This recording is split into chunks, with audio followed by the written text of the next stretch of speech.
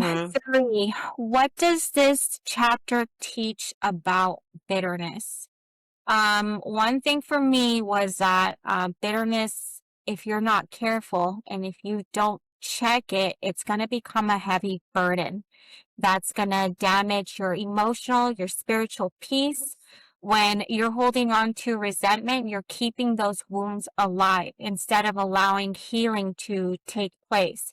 And you're constantly replaying the situation in your head over and over and over and over. And all it does is going to make you more angry, more guarded, more anxiety, more disappointed, more walls up, and it Correct. does you no good because you're going to be drained. It's exhausting. It really is. It really is exhausting. And it robs you of so much peace and joy. And like we were talking about the other one, like it does make you sick. Like it makes you so sick because you're not allowing your, self to heal. You're allowing your emotions to have full reign over your life, and you're just going to be walking like a train wreck everywhere. Mm-hmm. That is very, very true. I wrote kind of the same thing that you said. It says holding on to resentment acts like a toxic poison, destroying your Uh, own heart rather than punishing the offender, which kind of goes hand in hand with what you were saying, because you hold on to this poison because, like we said, it can get you sick, it can give you anxiety, and at the end of the day, all that is really bad for you. You know how many times I've heard stories of people that have so much stress that literally have had heart attacks or just things happen.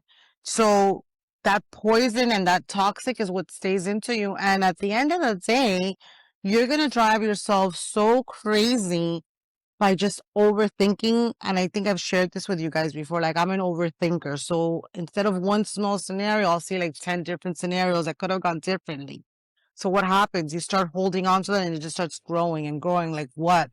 Why didn't they? What? Like, over and over. So, and then at the end of the day, what I meant by rather than punishing the offender, it's like you're overthinking the situation while maybe the person doesn't really yeah, they're just living their best life. living their best life, not really caring, and here you are overthinking, and they're not getting sick. They're not, it's not affecting them. So Yeah, it's I it's put that it keeps us stuck, right? We're trapped in this bitterness. So it makes you just stay there, stay in that moment. You're not letting go. So you're not gonna learn, you're not gonna grow, you're not gonna get better, you're not gonna move forward. So it's kind of like being stuck in the past, kind of, right? Which what we said, we can't be in the past, we can't be in the future. It's the now. So when we do that, like Erica said, you're trapping yourself in this moment, in this era, holding all these grudges for what? The Your own person might toxic not, cycle. yeah, the person, like your own Erica said, might not be even thinking about you. They might not have even realized that they offended you. And you're here, torturing yourself. yeah, Mm, torturing yourself over what? So it's better to say, you know what? I forgive that person. That day, a brand new day has started. yeah. Every morning should be new, and we should let go whatever bothered us the day before. And even if we could do it before, but it has to be like that, right? Just like in a marriage, right? How many times do you guys argue or your husbands annoy you? I don't know about you guys, but that it's just my nature. I get annoyed out of almost anything and everything, like my husband says.